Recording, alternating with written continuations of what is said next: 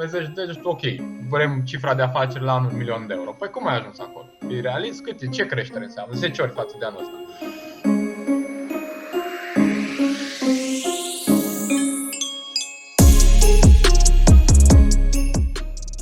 Și atât. Un podcast pentru antreprenorii care își doresc să aibă un control asupra marketingului personal și al afacerii. Care sunt indiciile și care sunt indicatorii că trebuie să lucrezi cu o persoană din afară sau să-ți angajezi pe cineva? Din postura de antreprenor, cred că e super important să te uiți unde ți se duce timpul. Deci dacă simți că ți ia foarte mult lucrurile astea ce țin de marketing, de creștere, dacă ți iau foarte mult din timpul zilnic, chiar și un moment să delegi sau să începi să aduci ajutor acolo, dar acum am delegat sau am angajat în mod normal în cadrul agenției. Deci dacă nu e esențial, mai aduc pe altcineva să se ocupe de asta. Deci iarăși la timpul investit și probabil mai e și faza de rezultate. Cam la astea m-aș gândi eu dacă aș fi antreprenor.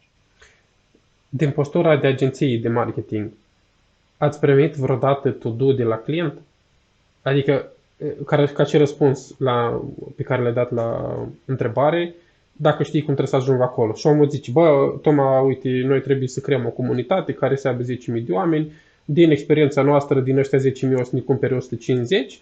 Aia înseamnă că cu ăștia 150 noi o să ne facem targetul pe următoarele 6 luni de zile. S-a întâmplat să urmați planul clientului și să meargă totul flawless sau a trebuit să interveniți pe parcurs? Da, deci niciodată flawless, e clar, deci niciodată, dar nici planurile noastre nu au fost niciodată niciunul cum l-am gândit exact așa să fie în practică. Și într-adevăr și rar se întâmplă să vină clientul atât de specific.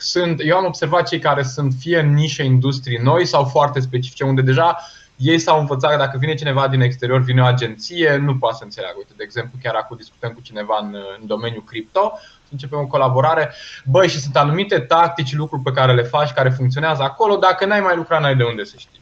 Și atunci ei au câteva idei tactici în care cred și când ni le-au explicat au avut sens. Deci se întâmplă uneori să vină clientul și cu obiectivul și cu câteva puncte mari și credem că așa e ideal.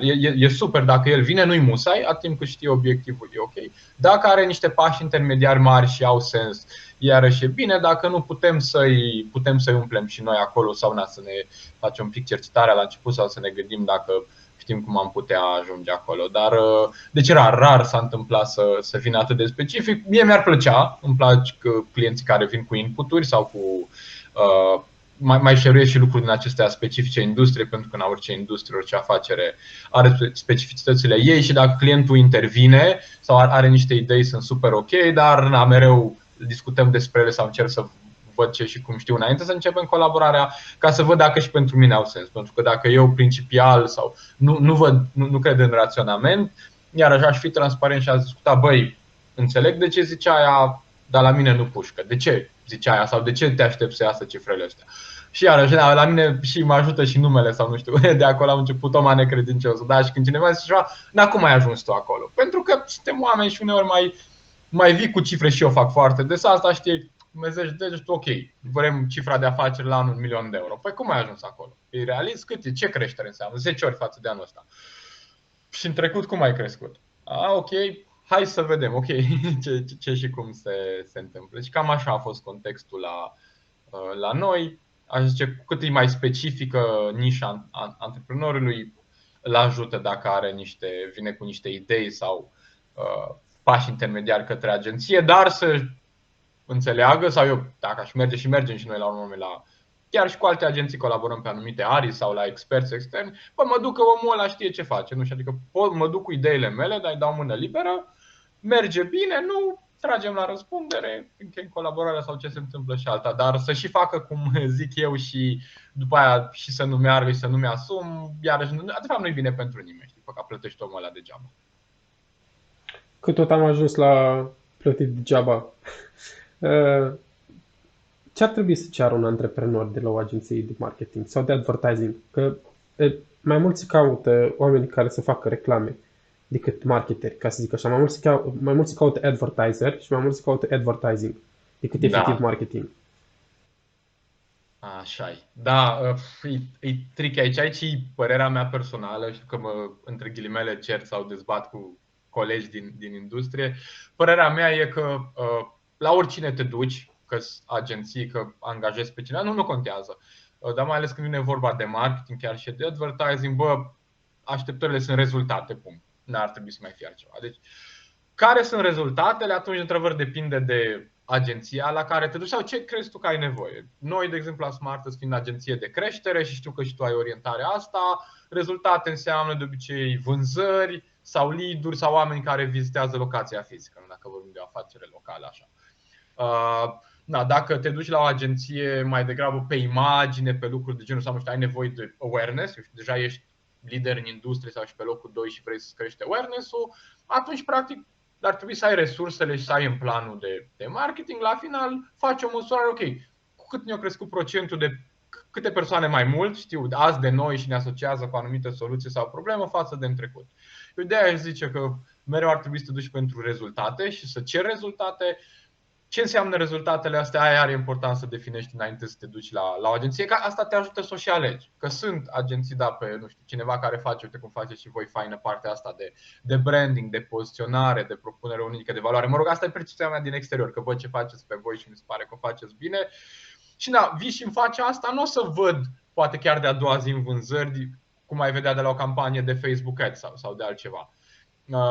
Dar probabil se poate măsura și asta așa în momentul în care poate întrebi echipa internă sau întrebi clienții de ce ai cumpărat de la noi și dacă e motivul pe care și tu l-ai identificat sau ți l-ai definit, ăsta e un semn bun. Dacă înainte oamenii, tu aveai pe site tot felul de mesaje sau credeai intern că lumea cumpără pentru X și oamenii ți-au zis că Y, și aș măsura, mereu poți găsi ceva să măsori. De aia aș zice rezultate și aș merge cât mai aproape de cele finale de business. Eu mereu zic, măsoară sau concentrează-te pe lucruri care te ajută să obții un credit în bancă. Nu trebuie să le iei, dar lucrurile care sunt, să zic, apreciate de către o bancă sunt cele pentru care și business-ul ar trebui să optimizeze lucrurile și cât de aproape de aia, cu atât mai bine, zice eu.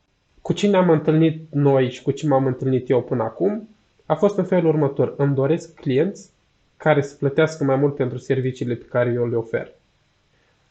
Și atunci, pe lângă tone of voice, identitate vizuală, propoziție unică de valoare, trebuie să schimbi și modul cum răspunzi la telefon și modul cum se îmbracă angajații tăi dacă ei au contact cu clienții. Trebuie să schimbi un pic și cum arată înăuntru locația. Adică schimbări. Și schimbările înseamnă că nu o să le placă oamenilor. Am nevoie de campania asta de brand awareness ca să ce? Că dacă vreau să-mi cresc vânzările, mă duc la un advertiser ca să-mi cresc vânzările. Dacă vreau să muncesc la fel de mult pe bani mai mulți, e simplu, merg către o agenție care poate să facă treaba asta. Da. Și de acolo vine, deci practic cu ce te asociază oamenii în mintea lor și se traduce sau duce la suma pe care îți dispui să o plătească pentru tine. Da, la urma urmei, dacă e valoare acolo și mereu lumea va plăti când valoarea percepută sau primită e mult mai mare, la urma urmei toată lumea câștigă. Tot de X ori mai mult primește, dacă simte că de X ori mai mult primește valoare, tot va plăti. Că e 1 leu, că-s 2, că-s 10, că-s 100. La urma urmei nu. Treaba asta cu prețul și valoarea sunt atât de diferite. Un exemplu pe care l-am văzut și îmi place tot timpul să-l dau referitor la preț și valoare este că o sticlă cu apă valorează niște bani când ești lângă un râu și valorează alți bani în momentul în care ești în deșert. Da. Așa e. Dai 5 lei pe aici, nu-ți pare scump, știi că ai râul lângă, dar dacă îți dă cineva 5 lei și tu mergi 2 zile prin deșert, da, n-au nicio legătură prețul și valoarea. Prețul sau costul în bani e o componentă mică din costul total al achiziționării acelui produs sau al serviciu sau folosirii. Da, și chiar uite, în ultima perioadă, cum într-adevăr au crescut sau să zicem că am atins un prag legat de preț, am început să mă concentrez mult pe alte lucruri. Că mi-am dat seama, ok, lumea se uită la câți bani dau. Ok, nu vreau să scad prețurile sau să cer mai puțini bani. Chiar avem un client unde ei sunt obligați din cauza logistică și lucruri așa, transportul mai scump, să crească prețurile. Deja intră în alte categorii. Și am început să ne uităm la alte lucruri, cum ar fi că să scadă efortul pe care îl depune persoana ca să folosească acel produs sau serviciu. Asta înseamnă timp, înseamnă pur și simplu asamblare sau chestii de genul grămadă. Și da, la urmă urmei, chiar contează deja. Dacă eu îmi cumpăr o chestie și mai stau, uite cum e acum, ne amenajăm un birou nou și acum mă duc după program să mai asamblez, am mai fost într-o zi, așa e mult. Eu aș fi plătit cu un 10-15% probabil în plus dacă venea cineva și mi le și asambla acolo. Era perfect.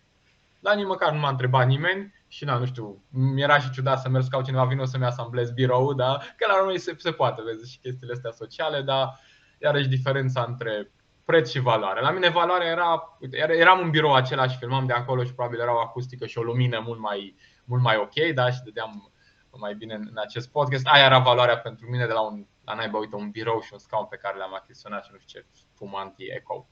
Da, foarte bun exemplu și punctual acum așa. Și la Smarters fac un lucru foarte bun în a te educa pe tine ca și marketer sau antreprenor și în zona de e-commerce. Dacă eu mi-aș deschide un business acum și aș vrea să vând ceva, adică am un magazin online, aș merge la Smarters. Mă bucur, mulțumesc. Să facem un checklist pe care agenția trebuie să îl bifeze în relația cu clientul. Răspunsul meu are două părți. Odată, din ce am observat, cred că o parte din acest checklist e specific agenției și de aia aș lucra cu ei și aș ceva. Și noi primim des întrebarea asta și îmi place. Să zicem că pornim. La ce ar trebui să mă aștept de la tine, de la voi?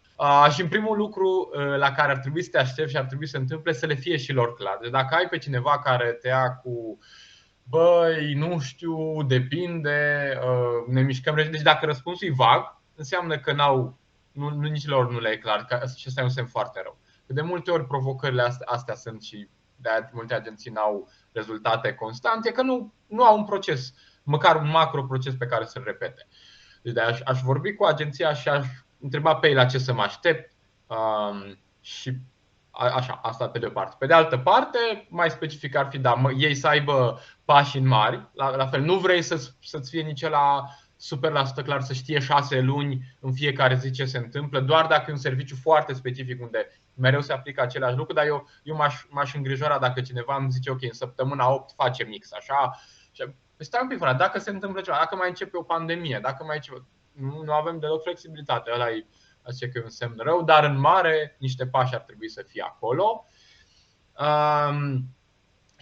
Ce ar trebui să mă aștept? Ar trebui m-aș aștepta sau ar trebui să mă aștept ca antreprenor o perioadă lucrurile să nu meargă ideal, să nu meargă.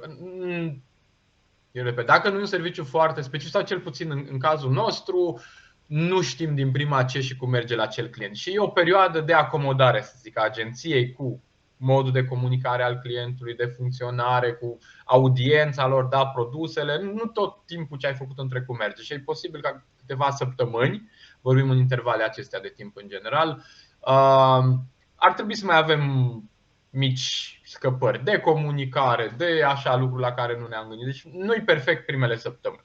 Dar din săptămâna 6-8 ar trebui deja să intrăm în viteza de croazieră, să știm la ce ne așteptăm de la ei și să anticipăm ce o să se întâmple. Asta mi se pare important ca să fim realiști.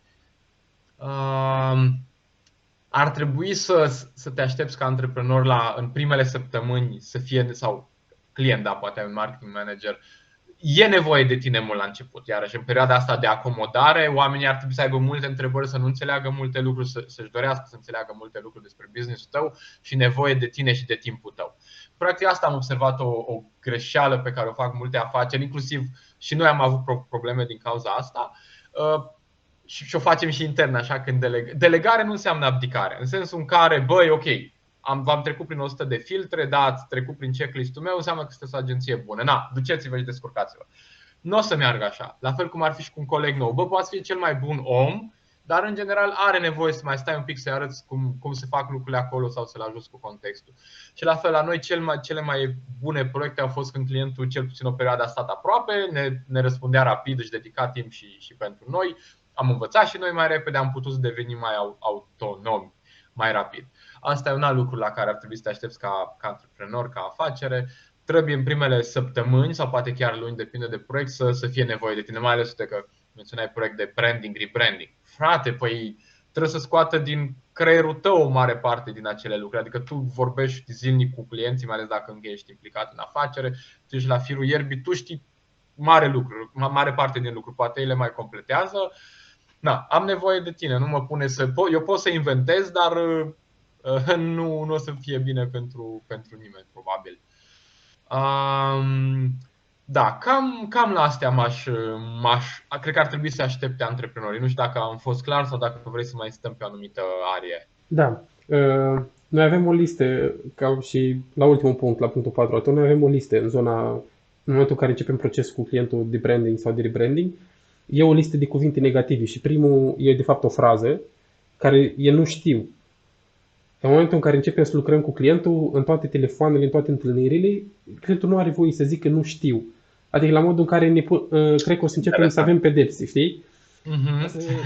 O să luăm unul de la Jenga cu pedepse de desubt și de fiecare dată când zici nu știu, scoți una și vedem care cade. Ce tare!